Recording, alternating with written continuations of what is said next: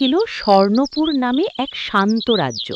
সেই রাজ্যের শাসক ছিলেন রাজা অমর সিংহ, আর তার স্ত্রী ছিলেন রানী মৃণালিনী। দুজনেই দয়ালু, ন্যায়পরায়ণ। জনগণ তাদের খুব ভালোবাসত। কিন্তু তাদের জীবনে একটাই দুঃখ ছিল, রানীর কোনো সন্তান ছিল না। প্রতিদিনই রানী রাজবাগানের এক কোণে বসে খালি দোলনাটা দোলাতেন। মনে মনে ভাবতেন, যদি আমারও একটা ছোট শিশু থাকত, যদি মা বলে ডাকত। রাজাও রানীকে খুব ভালোবাসতেন, কিন্তু রানীর মুখে আনন্দের হাসি দেখতে না পাওয়ায় তার মনও ভেঙে যেত। রাজ্যের কিছু লোকের ফিসফাস, এ রাজ্যের কোনো উত্তরাধিকারী হবে না। রানীর কপালে মা হওয়া নেই।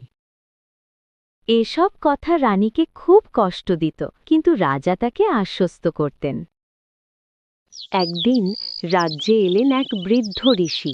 তিনি জানালেন, এক দূর পাহাড়ের ওপরে নীলকান্তমণি গুহায় আছে জীবন শুভ্র বসুধা নামের এক অলৌকিক ফুল, যে ফুলে আশীর্বাদিত হলে মনের গভীর ইচ্ছেও পূরণ হয়।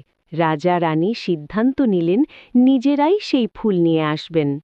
তারা কঠিন বন, অন্ধকার পথ পার হলেন, কিন্তু তারা হাল ছাড়লেন না। শেষ পর্যন্ত দুইজন পৌঁছালেন নীলকান্তমণি গুহায়। সেখানে ছিল জলজলে সোনালি একটি ফুল, যেন আলো ছড়াচ্ছে। রানী হাত বাড়াতেই ফুলটা আলতো করে ঝিলমিল করল। ঋষির কথা মনে করে রানী চোখ বন্ধ করে গভীর মন থেকে একটাই প্রার্থনা করলেন, হে ঈশ্বর, আমায় একটা সন্তান দাও। কয়েক মাস পর পুরো রাজ্য আনন্দে ভরে উঠল। রানী মৃণালিনী গর্ভবতী। রাজ্যে নববর্ষের মতো উৎসব শুরু হল। রাজা রানীর জন্য প্রতিটি দিনই যত্ন নিলেন, তাকে হাসালে নিজেও হাসতেন। ৯ মাস পর এক শুভ ভোরে রাজপ্রাসাদে জন্ম হল এক অপূর্ব কন্যা শিশুর। চোখ ছিল তারা ঝিলমিল, হাসি যেন সকালবেলার রোদ। পুরো রাজ্যে ঢাকঢোল বাজল, আলো জ্বলল।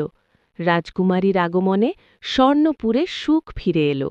রাজা বললেন, তোমার জন্যই আমাদের এত বছরের কষ্টের শেষ হলো।